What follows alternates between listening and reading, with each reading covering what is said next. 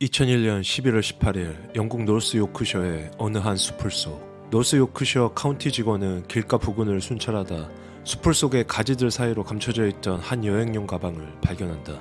직원은 버려진 그 가방을 옮기려 시도하지만 예상 밖의 무게에 깜짝 놀라고 그 가방에서 새어나오는 냄새에 잠시 말문을 잃는다.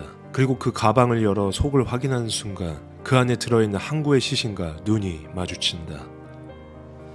프랑스로 어학연수를 떠났던 한국 여대생이 2달 전에 영국에 놀러 갔다가 여행 가방 안에 숨진 채 발견됐습니다. 또 영국에 어학연수 중이던 또 다른 여학생은 한 달째 실종된 상태입니다. 런던 이장석 특파원이 소식 보내왔습니다. 영국 경찰은 2달 전 북부 요크셔 지방에서 피살된 채 발견된 시신의 신원이 한국인 여대생 21살 진효정 양으로 확인됐다고 밝혔습니다. 경찰은 발견 당시 시신은 결박된 상태였으며 부패된 채로 여행 가방에 담겨져 시골 마을길에 버려져 있었다고 전했습니다. 진 양은 작년 5월 프랑스 리옹으로 어학연수를 갔다가 10월 말 영국 여행을 위해 런던에 들렀습니다. 전북대학교 2학년 학생이었던 진효정 씨는 왜 머나먼 이국 땅 영국의 한 숲을 여행용 가방 속에서 발견된 걸까?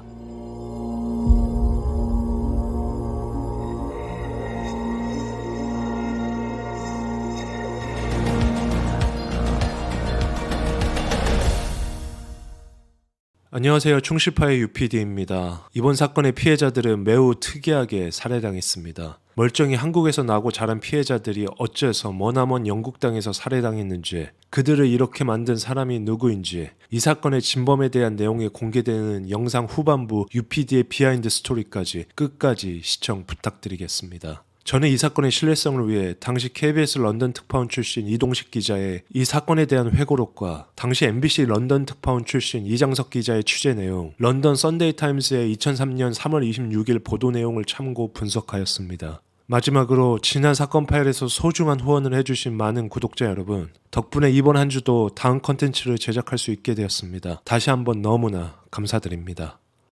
첫 번째 시신, 여행용 가방.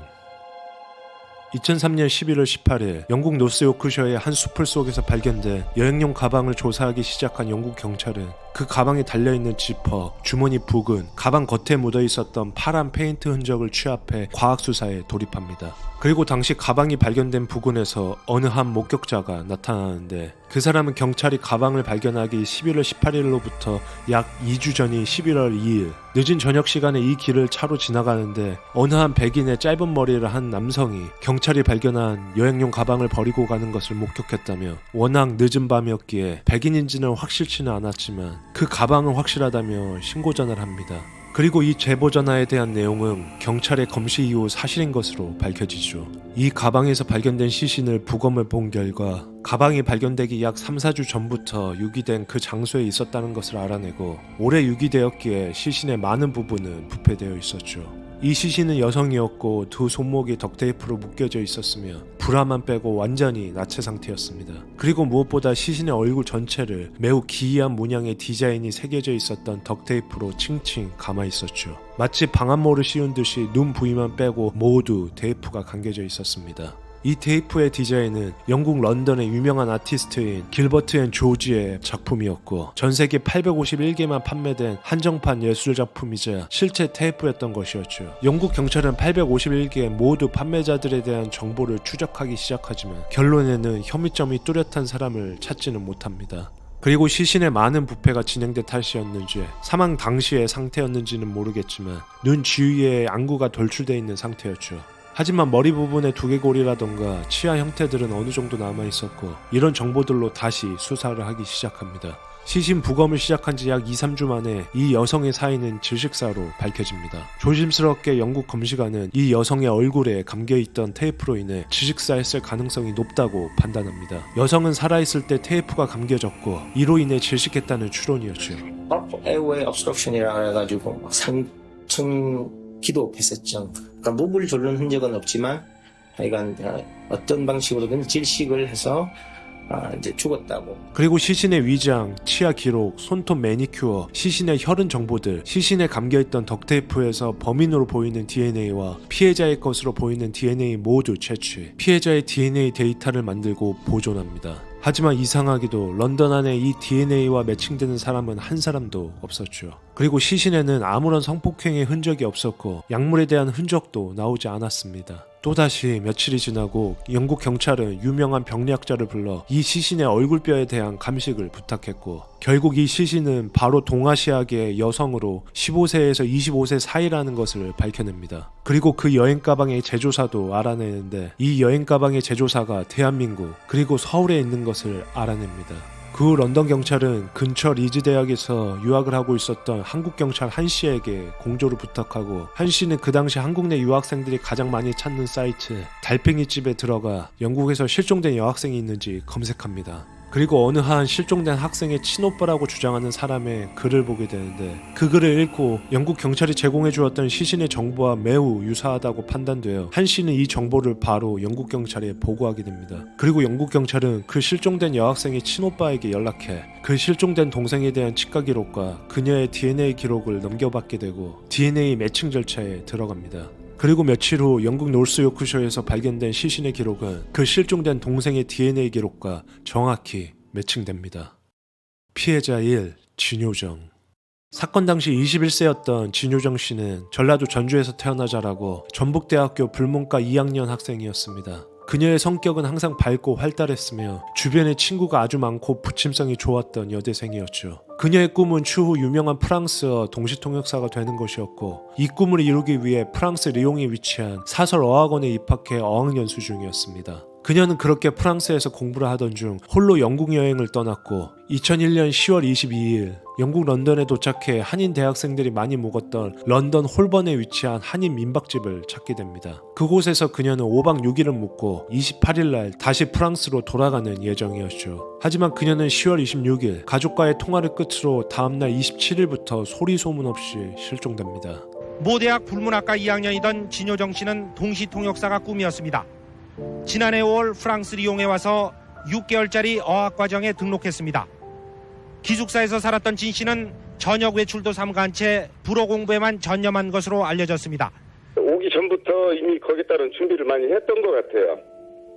그것은 뭐 본인 자신도 그랬고, 그 다음에 친구들도 그 얘기를 했었고, 그래서 어학에 있어서는 별다르게 그렇게 어려움은 좀 없었던 것 같아요.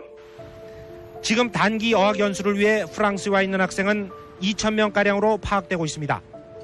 대부분 무연고인 이들은 월세 20-30만 원의 원룸에 거처하면서 숙식을 해결하고 있습니다.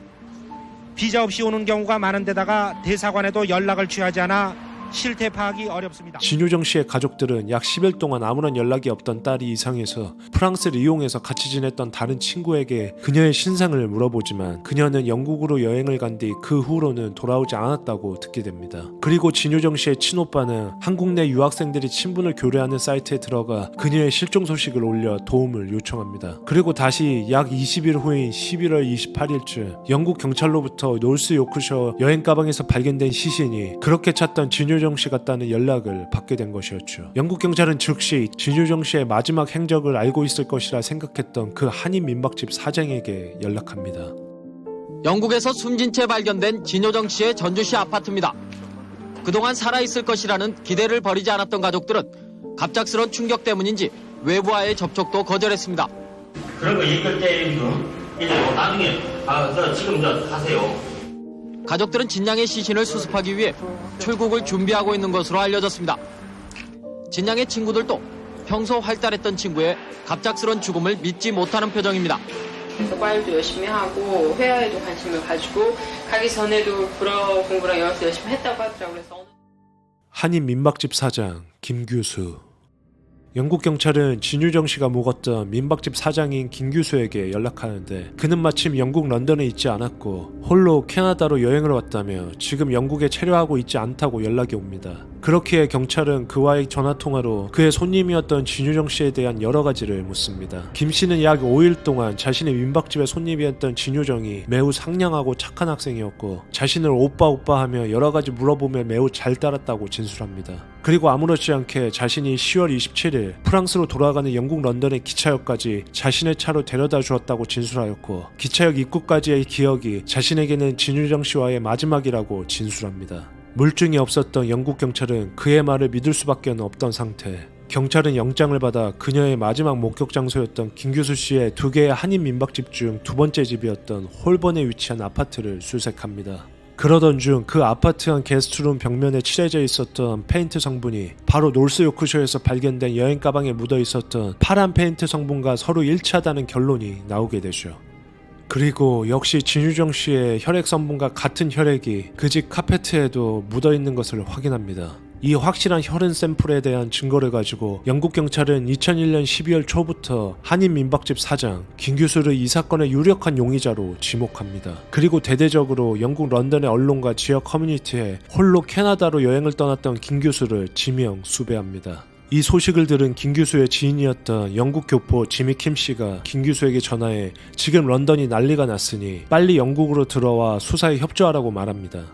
김규수 역시 자신은 아무런 죄가 없으니 지금 당장 캐나다에서 비행기 티켓을 끊어 영국으로 들어가겠다 말합니다. 그 이후부터 지미 킴 씨는 김규수와 연락이 완전히 끊기게 됩니다.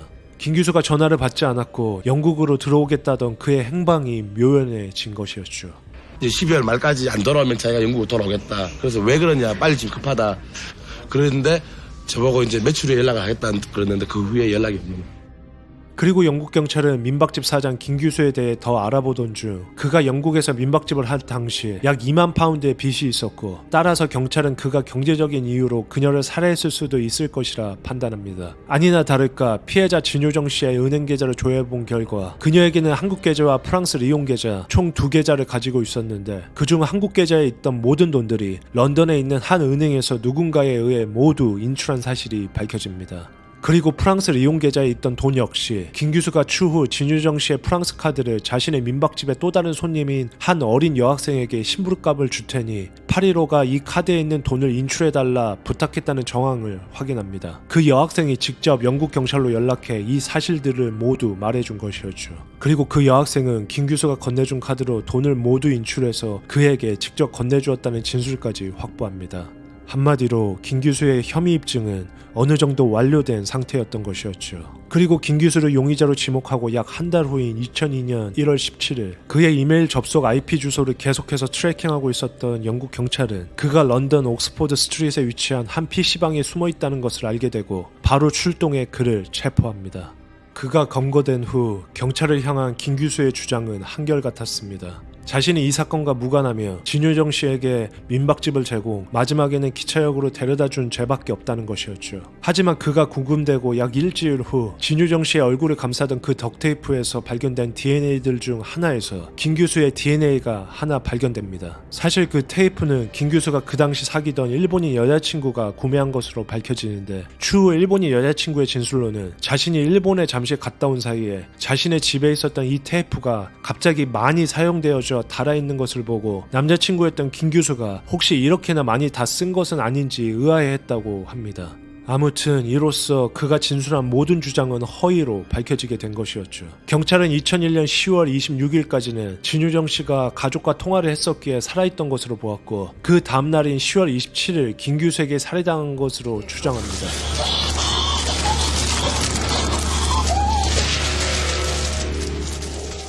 그리고 11월 2일에 김규수는 진유정 씨를 여행용 가방에 넣어 노스 요크셔의 수풀에다 유기했는데 그 순간 그 근처를 지나던 한 목격자에게 발견된 것이라 추정합니다. 이 시간이 새벽 4시 30분경이었기에 목격자가 말한 백인 남성 같았다라는 말은 가변적인 요소라고 판단 내리게 됩니다.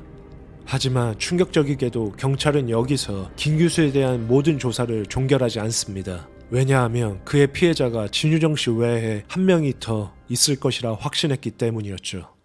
피해자 2. 송인혜.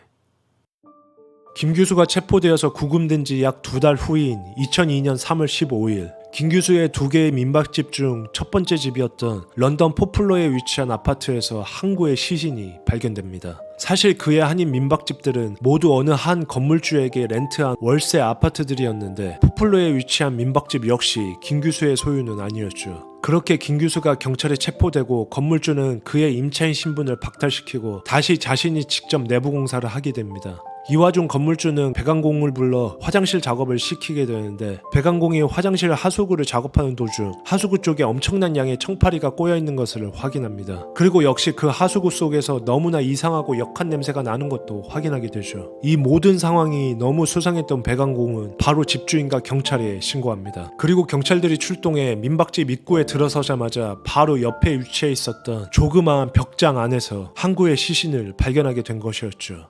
그 시신 역시 진효정 씨와 마찬가지로 손목이 묶여 있었고 눈만을 제외한 얼굴 전체가 그 독특한 디자인의 덕테이프로 모두 칭칭 감겨 있었죠. 그리고 역시 눈알이 돌출되어 있었습니다.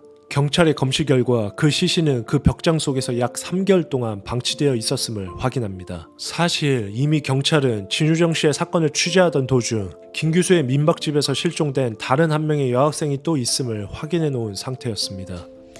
영국에서 실종된 어학연수 여대생을 찾고 있는 영국 경찰은 또 다른 여대생 살인 혐의로 구속된 김규수 씨의 민박집에서 여성의 시신을 발견했습니다. 경찰은 이 시신이 실종된 송인의 양인지 여부를 캐고 있습니다. 런던 이장석 특파원이 보도합니다. 한때는 송인의 양이 묵었고 어제는 신원 미상의 사체가 발견된 민박집입니다. 경찰은 밤새 집 주변을 차단한 채 현장 감식을 벌이고 있습니다. 영국 경찰은 사체의 신원이 여자라는 것만을 확인했습니다. 경찰은 이 사체가 작년에 실종된 송인의 양인지를 확인하기 위해 지문 검사와 DNA 확인 작업을 하고 있습니다. 사체의 신원은 빨라야 내일 오후쯤에나 밝혀질 것이라고 경찰은 말했습니다. 경찰에 따르면 민박집 소유주가 배관에 이상이 있음을 발견하고 배관공을 불러 수리하던 중 현관 벽장 틈새에 파리와 벌레들이 우글거려 경찰에 신고했다는 것입니다. 경찰이 출동해서 벽장을 뜯어보니 그 안에 심하게 부패된 여자 사체가 있었다는 것입니다. 벽장은 쓰레기 보관장으로 사용됐던 곳인데 발견 당시는 실리콘으로 봉해져 있었습니다. 민박집에서 사체가 발견됨에 따라 구속된 김규수 씨의 혐의는 더욱 짙어졌습니다. 김 씨는 다음 주 월요일 두 번째 심리를 받을 예정입니다. 그녀의 이름은 송인혜. 그녀는 사건 당시 22세로 런던에서 차로 약 1시간 30분 걸리는 길포드 대학에서 어학연수를 하고 있었던 유학생이었죠. 송인혜 씨는 가끔씩 런던으로 홀로 여행을 가고는 했었는데 그 당시 유럽에 체류 중인 한국인들이 자주 찾았던 민박집 정보 웹사이트 달팽이집이라는 사이트에서 김규수의 민박집 정보를 알게 되어 2001년 12월 3일경부터 그의 아파트에서 묵게 됩니다. 그리고 4일 후인 2001년 12월 7일 김규수의 지인이자 자신이 여행가서 알게 된 영국 교포 지미 킴 씨에게 지금 민박집 집주인 오빠와 타워브리지 근처를 걸으며 산책 중이다 라는 말을 끝으로 실종되게 됩니다. 이때가 첫 번째 피해자 진효정 씨의 실종이 있고 약 한 달 반 후였던 시기였죠. 이 민박집은 한국인 31살 김규수 씨가 운영하던 곳인데 영국으로 어학연수를 나와 이 집에 장기 투숙하던 또 다른 여대생 송인의 양도 한 달째 실종 상태입니다. 네, 어디 있냐 그러니까 타워 브리지 근처에서 집주인 오빠 김규수 씨죠. 집주인 오빠하고 여기 그 타워 브리지 근처를 걷고 있다. 그리고 3개월 후인 2002년 3월 이렇게 김규수가 운영하던 포플러 민박집의 현관 벽장에서 변사체로 발견된 것이었습니다. 경찰은 김규수가 역시 그녀를 살해 후 송인혜 씨의 체크카드를 이용해 현금을 뽑은 것으로 확인합니다. 그리고 그때의 현금으로 캐나다 여행 가는 티켓을 구매한 것이 확인되죠. 처음 구금된 김규수에게 송인혜 씨에 대해서도 물었을 때에는 역시 자신은 아무것도 모른다며 그녀가 실종되었을 때쯤에는 자신은 이미 캐나다로 여행을 온 상태였고 그녀는 아마 한국의 집으로 귀국한 것이 아닐까 생각된다고 발뺌합니다. 하지만 경찰은 김규수가 그녀를 살해하고 벽장에 유기한 후 그때의 죄책감으로 바로 캐나다행 티켓을 끊었다고 보고 있었죠. 그리고 몇 주 후 2002년 3월 22일 영국 경찰은 그 벽장 속의 여성 시신이 올해 22세인 송인혜 양의 DNA와 일치하다고 공식 발표합니다. 이 시신에서 발견된 덕테이프에서도 역시 김규수의 DNA가 발견되었고 그녀가 발견된 벽장의 문은 전부 실리콘으로 발라져 있었는데 그때 사용한 것으로 추정하는 그의 민박집에서 발견된 실리콘건 손잡이 부분에서도 김규수의 DNA가 발견되었습니다. 이로써 경찰은 이 두 건의 잔인한 죽음의 범인은 김규수가 확실해졌다며 법정에서의 승리를 확신합니다. 재판의 시작.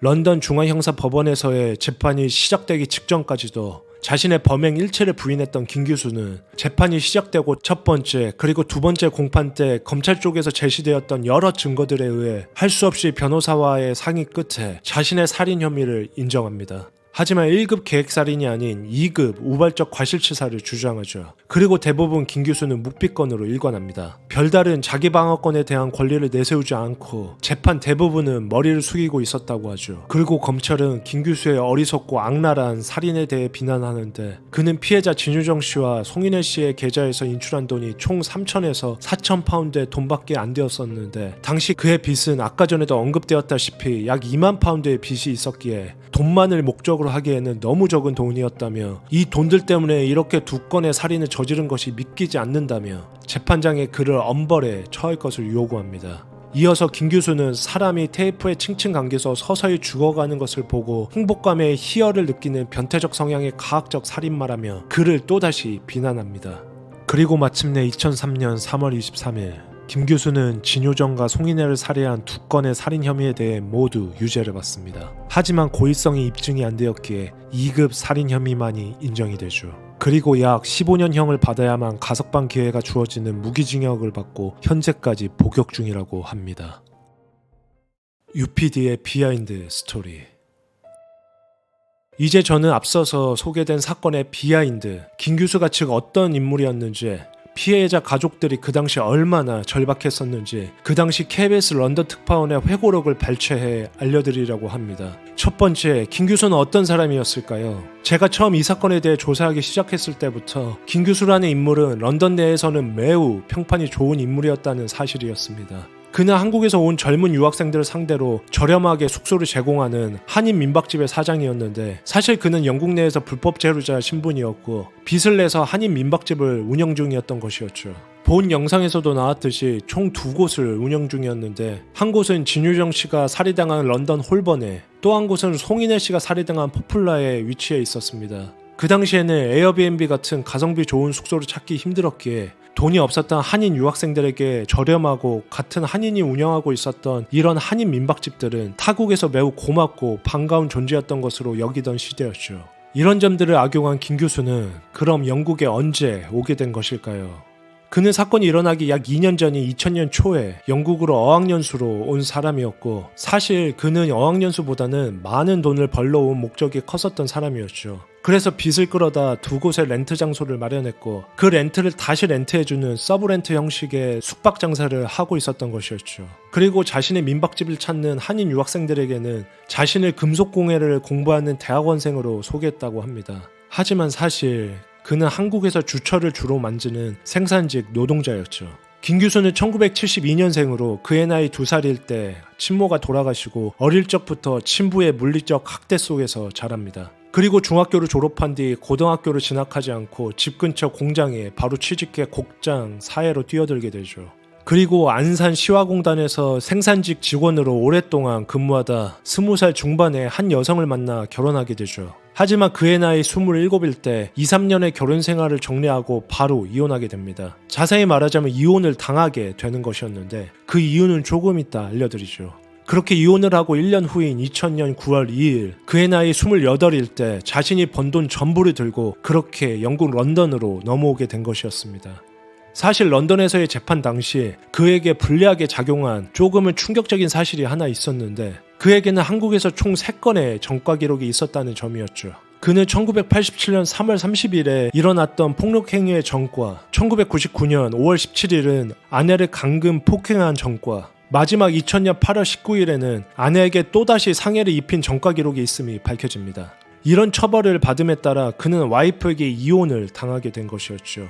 영국에서의 재판 당시 이 점들을 어필한 검사는 1년에 이런 전과 기록들이 이번 살인과 아무런 상관관계가 없다고 볼 수가 있는 것이냐며 검사는 김 교수에게 엄벌을 내려야 한다며 주장했다고 하죠. 하지만 안타깝게도 1급 살인죄가 처해지지는 않았네요. 왜냐하면 그 당시에 김 교수가 계획적으로 그녀들을 살해했다고 볼 수 있는 증거가 명확하지 않았고 대부분의 증거는 그녀들의 사망 직후에 일어난 것들로 구성되어져 있었기 때문이었다고 하네요.